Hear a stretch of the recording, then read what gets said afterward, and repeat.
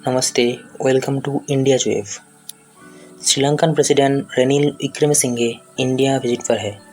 2022 में प्रेसिडेंट बनने के बाद ये इनका पहला इंडिया विजिट है।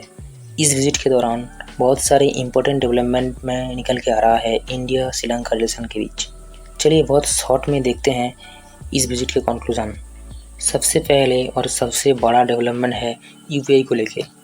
श्रीलंका ने इंडियन रुपी को एज ए फॉरेन करेंसी स्वीकार कर चुके हैं और इंडियन पेमेंट सिस्टम यूपीआई अब श्रीलंका में भी शुरू होने जा रहा है। आपके जानकारी के लिए ये बता दूं, इससे पहले सिंगापुर, नेपाल, भूटान, फ्रांस और यूएई जैसे देश भी यूपीआई को एक्सेप्ट कर चुके हैं। ये स्टेप भारत और श्रीलंका के बीच बायलैटरल रिलेशन को और मजबूत करेगा। श्रीलंकन फॉरेन मिनिस्टर ये कंफर्म किया है कि अगर सब कुछ स्मूथ चला तो अगले 2 से 3 महीने के अंदर श्रीलंका में यूपीआई पेमेंट सिस्टम का शुरुआत हो जाएगा। पीएम मोदी ने जॉइंट स्टेटमेंट के दौरान बताया है कि दोनों देश अपने बीच इकोनॉमिक पार्टनरशिप के लिए एक विजन अपनाए हैं। ये विजन है दोनों देशों के बीच मैरीटाइम, एयर, एनर्जी और पीपल टू पीपल कनेक्शन को मजबूत करने का। ये विजन है टूरिज्म, पावर, ट्रेड, उच्च शिक्षा और स्किल डेवलपमेंट में अपनी आपसी सहयोग को भी गति देने का।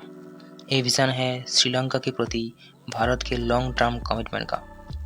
दोनों देशों के बीच ट्रेड और आर्थिक संबंधों को मजबूत करने के लिए टेक्नोलॉजी और इकोनॉमिक एग्रीमेंट पर शीघ्र ही बात किया जाएगा।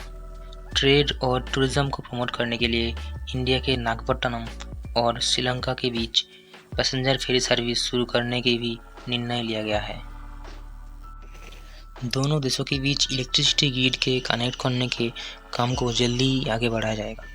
भारत और श्रीलंका के बीच पेट्रोलियम पाइपलाइन बनाने के विजिबिलिटी स्टडी किया जाएगा। इसके अलावा एक लैंड ब्रिज के लिए भी विजिबिलिटी स्टडी किया जाएगा। इस मीटिंग में मछुआरों की आजीविका से जुड़े मुद्दों पर भी चर्चा किया गया है, जिसमें मोदी जी ने मानवीय अप्रोच के साथ आगे बढ़ने का सम्मति जताया है। आशा किया जाता है कि श्रीलंका अपने तमिल संप्रदाय के लिए रिस्पेक्ट और डिग्निटी भरी जिंदगी सुनिश्चित करेगी। श्रीलंका के भारतीय मूल के तमिल सिटीजन्स के लिए भारत सरकार की तरफ से 75 करोड़ रुपए की लागत से डिफरेंट प्रोजेक्ट का भी अनाउंसमेंट किया गया है। इसके अलावा भारत सरकार श्रीलंका से चाइनीज मिलिट्री एक्शन के बारे में भी चिंता जताया है। जैसे कि आपको पता ही होगा, लास्ट ईयर अगस्त के महीने में अग्नि मिसाइल के टेस्ट लॉन्च के दौरान चाइनीज स्पाइसशिप 115 इंडियन ओशियन में आ गया था जो जासूसी करने। वैसे श्रीलंका के फॉरेन मिनिस्ट्री से इंडिया की इन सभी चिंताओं को एक्सेप्ट किया गया है। इसके अलावा भारत श्रीलंका के उत्तरी और पूर्वी क्षेत्र के डेवलपमेंट में हेल्प करेगा।